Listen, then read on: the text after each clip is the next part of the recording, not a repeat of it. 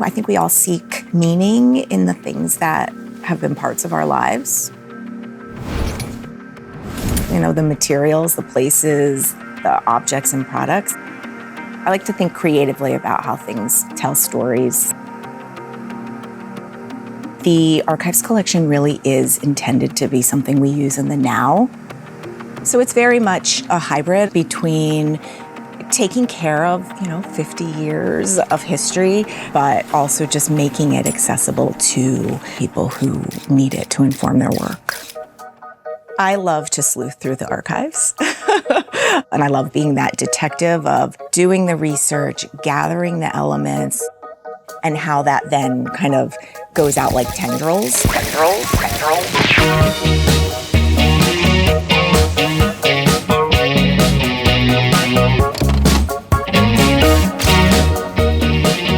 Gore-Tex products first hit the scene in May 1976. It was such a game changer. It revolutionized how people could be in the outdoors. Up until then, there was no way to be waterproof and breathable at the same time. In the 20s and the 30s, climbers were wearing suits and wax cotton. Gore-Tex really created the market from nothing. It was a first of the world product. We didn't stop then.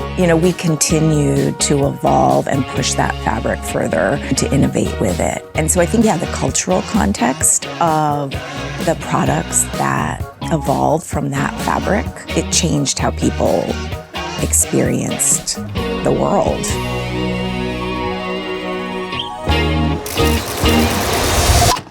Can we flip this?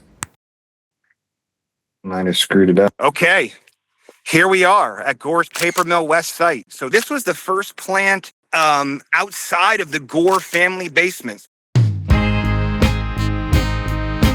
Gore as a company, they started in 1958. And for about the first, 10, 15 years, it was an electronics company, wrapped wires and cables.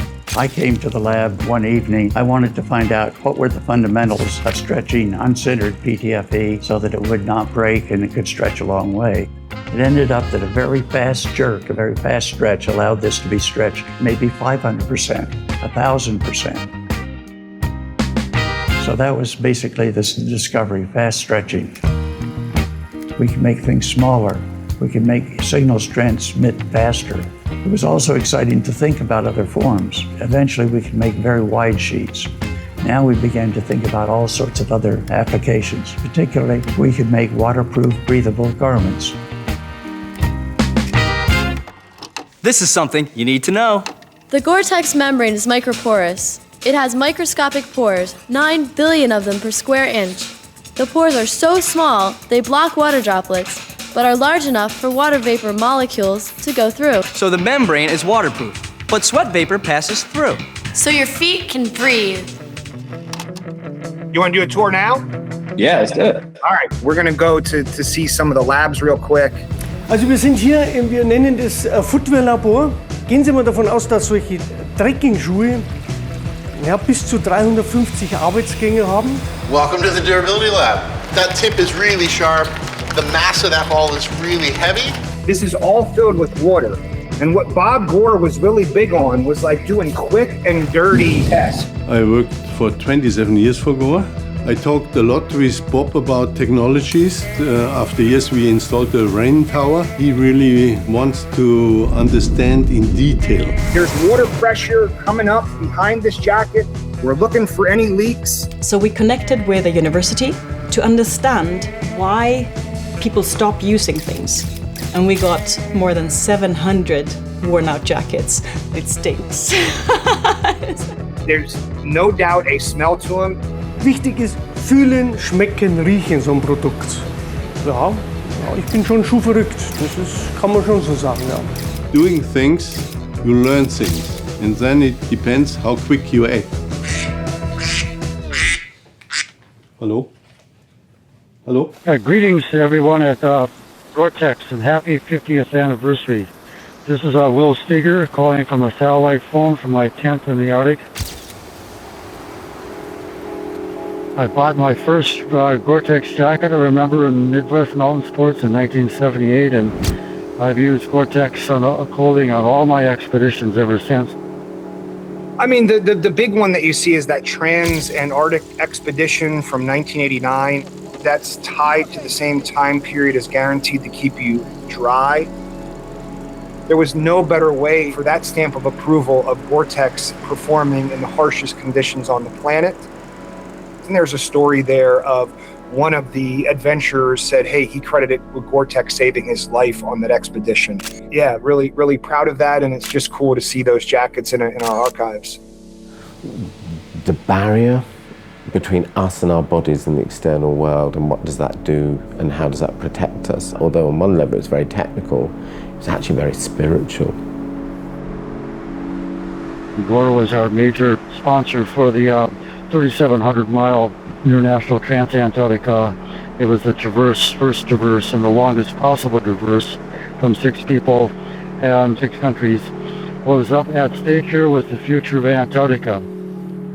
Reinhold Messner, do you know Reinhold Messner?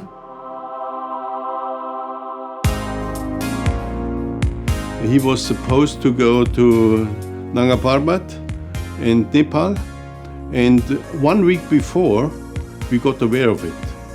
And we said, okay, we make you a Gore-Tex tent.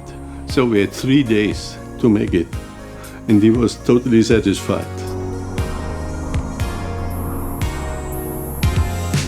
The first Gore-Tex product was a tent, and it goes back a lot to the founders, Bill and Vive Gore, and their love for the outdoors. You know, we started in the outdoor hiking, camping, backpacking world, but we quickly moved into many other areas, including places where our fabrics were protecting people's health and safety, in firefighting, in defense. You know, the same kind of garment that is protecting somebody there also is then transitioning out into the world of fashion and lifestyle. We're material scientists, we're engineers, we're nerds. You know, that's kind of our history. I'm saying that lovingly, by the way, you know, but that we can have a group of influencers and have a packed house at Paris Fashion Week is amazing to me. Ist es ein Golfschuh? Ist es ein Reitschuh? Ist es ein Motorradstiefel? Ist es ein Wanderschuh? Ist es ein normaler Straßenschuh? To just make people comfortable in the world that they live in, whatever that world is. There's a thing about clothing that at a very basic human level is about protection. But once you build on that, it becomes about status, identity, bonding. So it becomes about all these social aspects, not just about the internal self. And that's where things maybe cross over from being functional to being fashionable. Technical fabrics and technical garments that are designed to go up mountains that suddenly get worn to raves. So this is 4 different Berghaus jackets designed for extreme weather, to go up mountains, to go up hiking, but also worn, you know, in the precinct, you know, that saying from the Peveril to the precinct. And then this example is Vex Generation. So this is from the late 90s. Their mixing of tailoring and Gore-Tex maybe really is quite unusual. It's got that urban language, but it's got that materiality. So that's fully lined.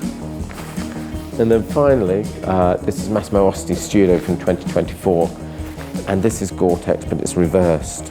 And this is very much a luxury product. I think what's interesting, you go from being very, very functional and a small label telling you it's Gore-Tex and it's material, to things being far more visible, to the material being turned inside out, so it's completely visible.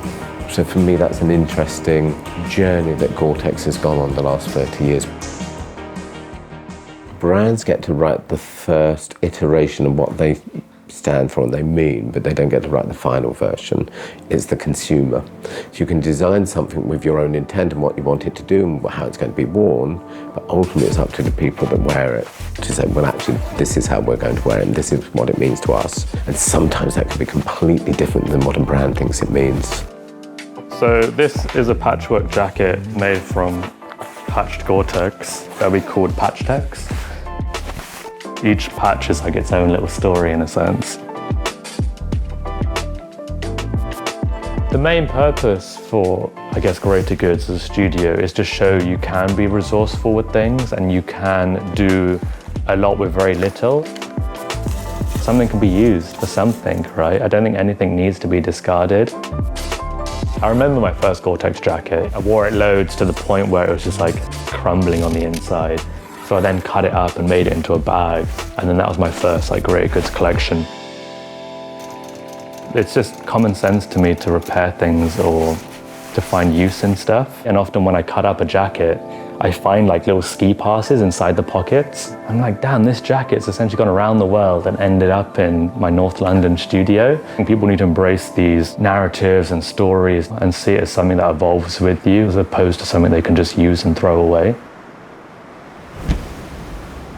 You charge your jackets with experiences, with history.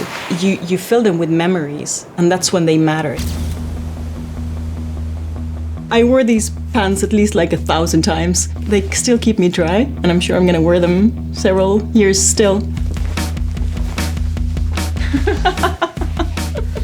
As a sustainability nerd, I know that wearing things for as long as possible, that's the most sustainable thing you can do, because then you spread the environmental footprint over time. This shoe is 35 years old. Here's a pair of pants. They're probably around 20, 25 years old.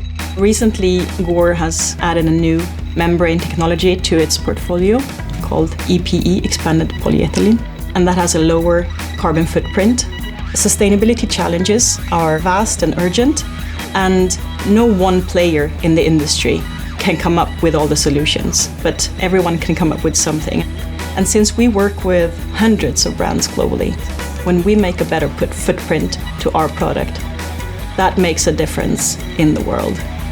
I think that's something that Gore has done throughout its history, looking at new ways of using a material and also finding new materials and new structures into that material and what it can do.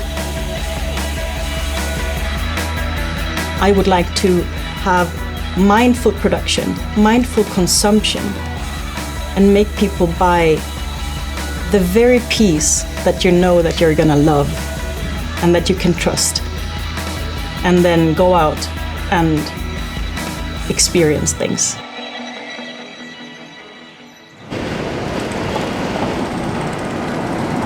This is one of my favorite hikes. It's intense, but it's the easiest to get to. It's hood for real. Like, we start in the hood, we go to the woods, and then we come back to the hood. The Hood Hikers is an organization that brings folks, particularly inner city folks, out to different trails in the tri-state area. We're based in New York City, and we create a safe space for Black and brown folks. We center their experiences. But in college, a friend of mine was like, yo, wanna go camping? And I was like, I live in New York City. I don't understand what you're trying to tell me. Once I got that introduction, it's like, oh, I gotta go out. I have to be touching grass somewhere, some kind. Yeah. How y'all feeling? You good? Feel good. I feel pumped. We provide gear, equipment, round-trip transportation. It's the little things in life. You smell the pine? Take a deep breath. A lot of folks have not hiked trails like this or experienced summits like this. You have people that don't even leave their own neighborhoods. So they come out here and they're like, wow. And then it turns them on. And then in the future, they start seeking out these kind of trips. Historically, you think, who did the outdoors belong to? And it didn't belong to the people. So even the right to ramble and all those things that were hard fought for means that more people feel they can go to places, and those places belong to all of us. So the ability to go up mountains, or anywhere really, I think is something that's become more important to all of us. There's the inward exploration that we get an opportunity to do when we're out here, when we finally quiet the noise of everything that we have going on. And then we also explore together, right? We're exploring different communities, we're exploring our different backgrounds, and then the most obvious, right? Exploring the trail, exploring the different mountains, the different terrains that we have. I always view clothes as things that enable you, and I think the very best technical clothing enables you to go places you couldn't feel you could go before. I'm always struck by how we all share this connection to nature, and if we want to feel each other and feel ourselves, it's in nature we do that best. You know, in the end, we're on this little planet, rushing through the space in time, and we're all connected. And in the end, it's all about exploring the beauty of this planet together.